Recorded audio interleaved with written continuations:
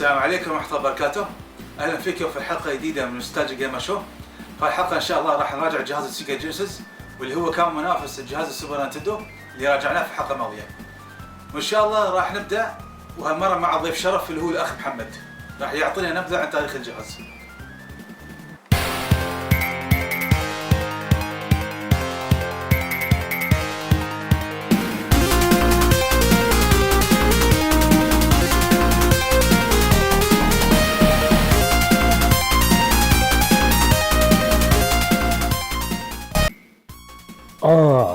سيجا جينيسيس.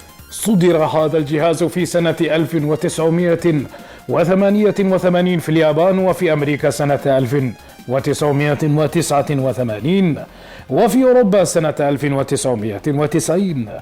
وهو جهاز 16 بت من شركة سيجا، والمثير للاهتمام أنه صدر قبل جهاز السوبر نينتندو بسنتين. والسبب هو أن سيجا أرادت أن تخطف الأضواء من نينتندو وتجذب وتبهر الزبون بالجوانب التقنية الموجودة بالجهاز. جهاز السيجا جينيسيس يعتبر الجهاز الأنجح تجاريا لدى شركة سيجا عكس خلفائه، لكن هذا لا يعني أن خلفائه كانوا سيئين، ولكن لم يحققوا المبيعات المطلوبة. سيجا جينيسيس كان منافسا شرسا لجهاز السوبر نينتندو، لدرجة أنها كانت تسخر من نينتندو إعلاميا في ذلك الوقت.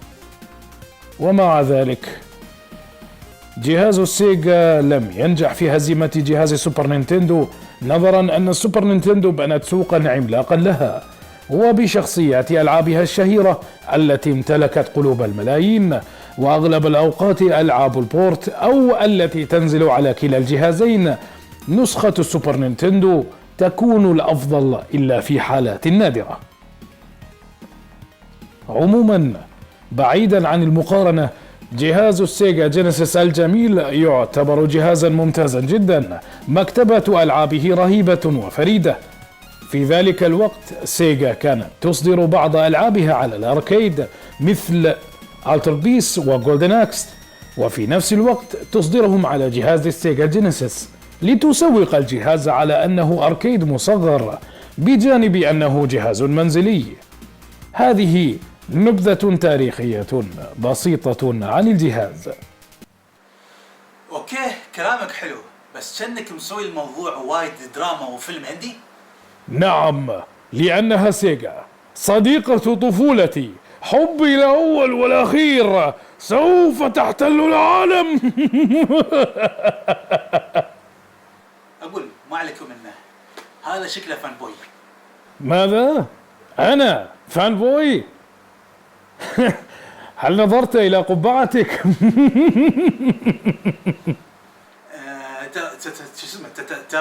ترى حلقة اليوم عن سيجا، فعشان شي لابس كاب سونيك.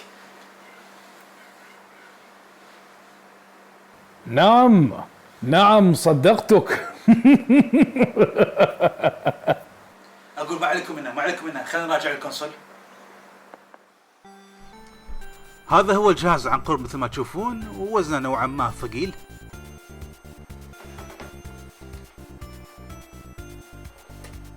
هذه فتحة الأشرطة، وشي حلو ان الغطاء موجود بعد. وهذا زر تشغيل، وهذا الزر الإعادة، وهذه فتحة الهيدفونز او حق السماعات، بس ما ظني في حد يلعبها على السماعات. وفتحة الكنترولر،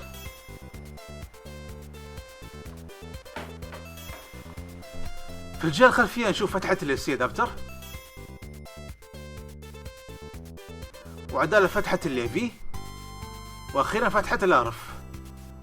وهذا الزر حق تغيير قناة مثل اللي شفناه في الكونسولات السابقة، نفس النظام هنا. هذا بخصوص الموديل الامريكي. الحين راح نتكلم عن الموديل الياباني. هذا هو مثل ما تشوفون، والفرق بينه وبين الامريكي ان مكتوب عليه كلمة ميجا درايف تحت، بينما الجهاز الامريكي مكتوب سيجا جينيسيس من فوق. وهذا كل شيء عنه، وما في فرق ثاني. هذا الموديل الثاني من جهاز السيجا جينيسيس، واسمه سيجا جينيسيس 2، وزنه أخف من الأصلي. هذا زر التشغيل، وهذا زر الإعادة، هني فتحة الكارتج. واخيرا فتحات الكنترولر. شلوا فتحة السماعات اللي ما حد يستخدمها. بالنسبة للجهة الخلفية، هذه فتحة اللي سي ادابتر وعداله فتحة الليفي، وهذا بس كل اللي حطوه وما اضافوا فتحة الارف. الحين بنراويكم يد التحكم الخاصة بالجهاز. مقوسة مثل ما تشوفون، تقول عصا موكلي. هذه اسم التحكم، وهذه الازرار الرئيسية A B C والستارت. بشكل عام مش سيئة وافضل من سيجا ماستر سيستم، لكنها مش مناسبة لألعاب القتال وبالاخص سلسلة ستريت فايتر، والسبب هو قلة الازرار. يوم تلعب ستريت فايتر الازرار 3 تكون لكمات وتقدر تبدلها بالرفسات بانك تضغط على زر الستارت، وهالشيء مش عملي اطلاقا. الحين برايكم يد التحكم الخاصة بالسيجا جينيسيس 2. هذه يد التحكم وهي اصغر واخف من الموديل الاول بوايد. الديباد جدا ممتاز وعملي حق العاب القتال. هني راح تلاحظون انهم اضافوا الازرار الاكس الواي والزد جانب الازرار الرئيسية، وهالشيء يخليها مثالية فعلا حق العاب القتال، لكن راح تحتاج انك تشتري الجينيسيس 2 بدال الاصلية.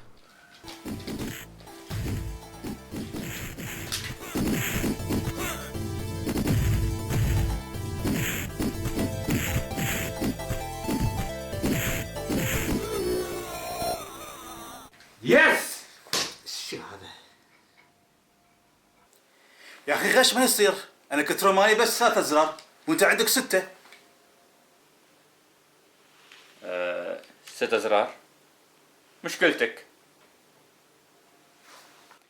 مشكلتي ها هالجهاز المسخره هذا بفره ويهب لك الجهاز البروفيشنال. الحين بغلبك.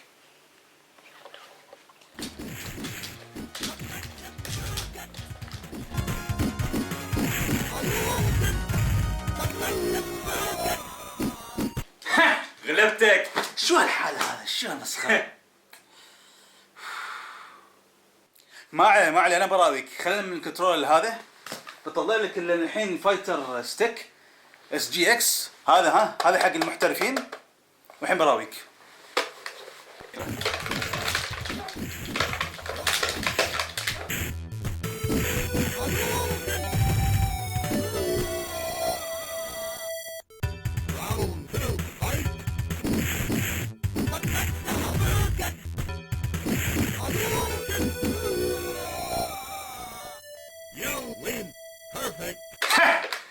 قاعد اغلبك يا عمي، مليت انا الجلع. لا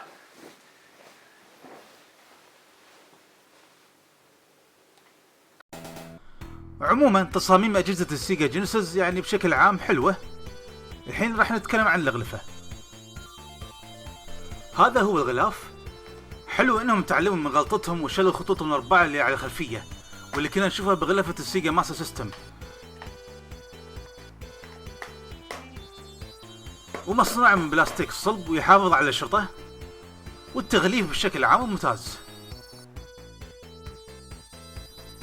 بالنسبة للأشرطة هذه هي شيء حلو منهم بعد مرة تعلموا من غلطتهم وشلوا الخلفية الحمراء مخططة وحطوا صورة اللعبة، والحلو بعد ان الطابع العلوي موجود.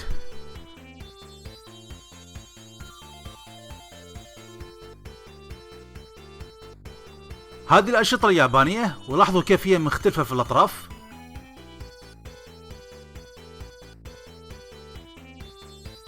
ومن فوق مقوسة وفيهم طابع علوي بعد. تصاميمهم حلوة بالشكل عام. الحين بنتكلم عن واحد من أجهزة السيجا جينيسيس الجانبية واللي هو النوماد. صدر هالجهاز سنة 1995 وهو عبارة عن جهاز محمول لجهاز السيجا جينيسيس، وهو للعلم يعتبر جهاز رسمي من السيجا ومش جهاز من شركة طرف ثالث عكس السوبر بوي. للأسف الجهاز ما حقق أي نجاح، ووايدين من اللاعبين حتى ما سمعوا عنه رغم أنه جهاز جيد. عموما راح نوصفه الحين. هذا الجهاز وتصميمه غريب وحلو في نفس الوقت.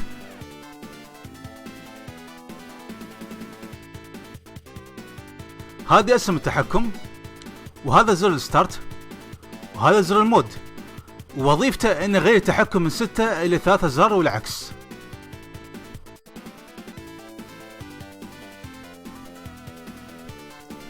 في الجهة العلوية نشوف فتحة الشريط،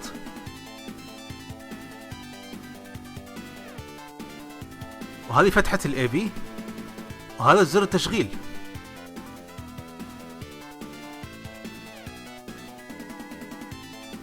وهذه فتحة ال AC ادابتر لو حاب تلعب عليه. في الخلفية تقدر تركب قطعة البطارية الخاصة بالجهاز، لكنها مش متوفرة عندنا حاليا، وما انصح فيها اصلا لانها تشفط البطاريات بسرعة عجيبة، وانا انصحكم تلعبونها على محول كهرباء خاص فيه. في الجهة السفلية في مؤشر لرفع الصوت، وهذه فتحة السماعات، وهذا بورت حق اللعب الثاني، واخيرا مؤشر حق تضبيط الاضاءة بالجهاز. الحين راح نجربه ونشغله. هذا هو الجهاز هو شغال، التحكم فيه ممتاز وسلس. بالنسبة للشاشة الجودة فيها مش بنفس جودة السوبر بوي، لكنها مش سيئة، واهم شيء انك تقدر تلعب. والاضاءة فيه جيدة، وهذا كل شيء بخصوص السيجا نوماد. والحين راح نتكلم عن بعض الالعاب. سونيك اند ناكلز. كل العاب سونيك ممتازة طبعا على السيجا جينيسيس، وكلهم يستحقون الشراء بدون ادنى شك، لكن سونيك اند ناكلز هي الافضل بينهم برأيي، نظرا ان الصعوبة فيها موزونة والمراحل حتى افضل، وهذا غير الساوند تراك الممتاز. اللعبة تستاهل انك تحطها بالمجموعة طبعا.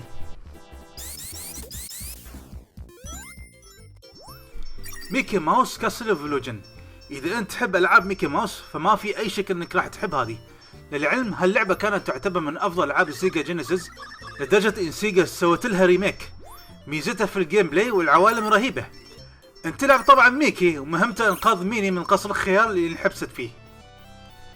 سترايدر لعبة اكشن 2D، وانت تلعب بالنينجا سترايدر. الاكشن فيها فريدي من نوعه، وميكانيكيات القفز فيه مش نفس اي لعبة ثانية، وتحس نفسك مقيد اكثر، لكن هذا مش شيء سيء على فكرة.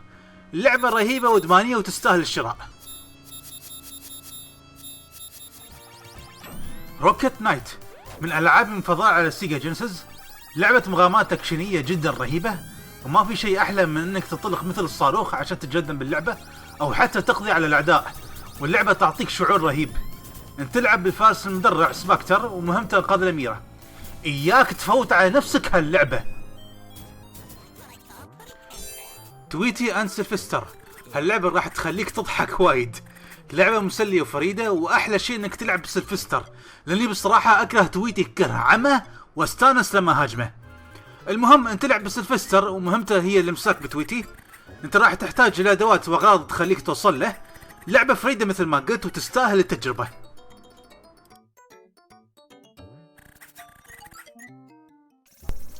كواك شات.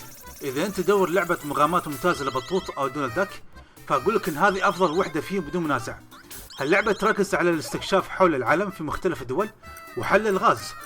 المثير للاهتمام فيها ان سلاحك عبارة عن مسدس يطلع منه شفاط ودار رصاص، وتطلقها على الاعداء وتبسهم لفترة. لعبة رهيبة وتستاهل انك تشتريها. نيكيتسو هاي سكول سوكر. لعبة كرة قدم، مع اني ما احب كرة قدم، بس هاللعبة عجبتني بشكل كبير نظرا انها خيالية وبعيدة عن الواقع.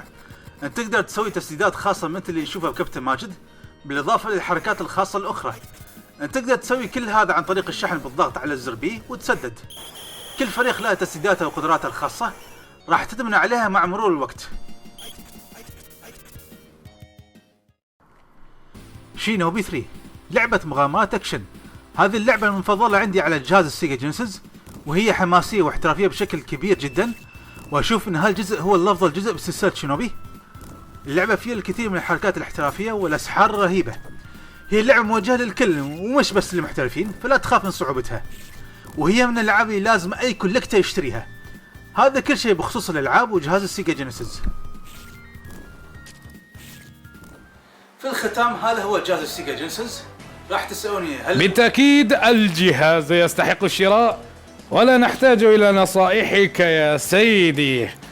أما الآن سوف أرحل، وسوف ترحل معي لشراء جهاز آخر. أعلم أن لديك كثير منه، ولكن لا بأس بأن تشتري جهازا آخر.